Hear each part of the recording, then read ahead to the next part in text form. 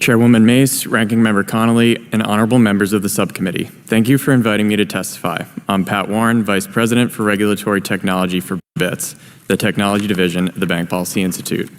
BPI is a nonpartisan policy, research, and advocacy organization representing the nation's leading banks.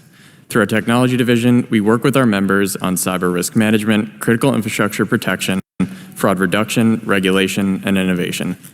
As illustrated by CrowdStrike's software update last week, the security and resilience of the networks, systems, and software that we rely on as a nation is vitally important.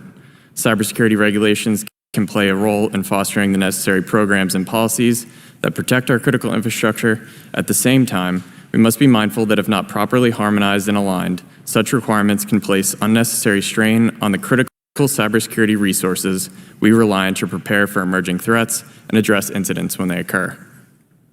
On behalf of BPI members, we greatly appreciate the committee's leadership and the opportunity to provide input on the need to harmonize cybersecurity regulations and streamline existing requirements.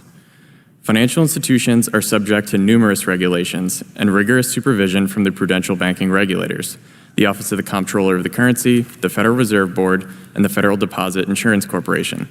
This includes on-site examiners who regularly evaluate whether a financial institution operates in a safe and sound manner. Firms also comply with cyber incident reporting and disclosure, consumer breach notification, data security, and data privacy requirements enforced by agencies like the CFPB, the SEC, and the CFTC, among others. Based on our experience navigating a complex regulatory environment, we believe congressional action and a focus on 3 areas could have meaningful impact. We encourage Congress to 1, require coordination among regulators to avoid duplication, overlap, or conflict in requirements placed on industry. 2, encourage regulatory reciprocity. And 3, leverage common frameworks. First, it's imperative that all regulators consider existing requirements and do not duplicate or create variations of what already exists.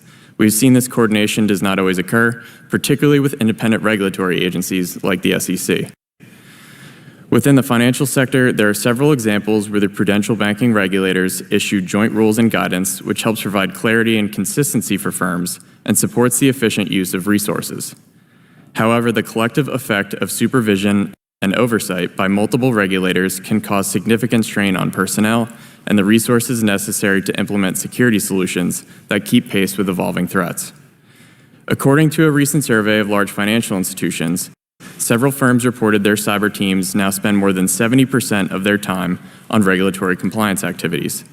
Those same firms reported their chief information security officers or comparable senior cyber leaders spend between 30 to 50% of their time on those same regulatory compliance matters. Diverting finite cyber resources in this way leaves less time for risk mitigation activities and strategic security initiatives to fortify firm defenses moving forward. Second, implementing a regulatory reciprocity model where one regulator accepts the work and results of another would be particularly valuable for sectors with multiple regulators and would alleviate the need for entities to demonstrate compliance with the same or similar requirements multiple times. Based on our survey, financial institutions reported that only 30% of exam documentation can be reused due to slight differences in exam scope and cadence between regulators. By better leveraging each other's documentation, testing, evaluations, and findings, regulators would receive the information they need to conduct rigorous oversight while preserving the ability of cybersecurity teams to adjust to rapid technological change.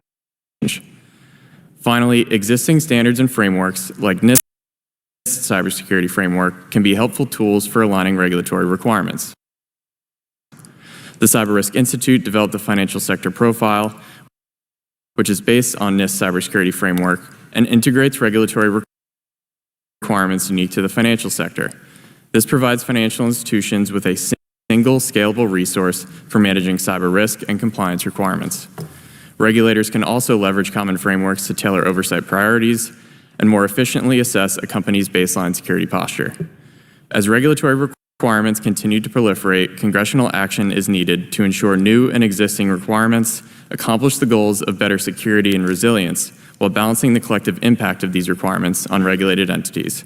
We're committed to working with this committee as it explores potential legislative solutions for achieving broader harmonization. Thank you for the opportunity to testify today, and I'm happy to answer any questions. Thank you. I'd now like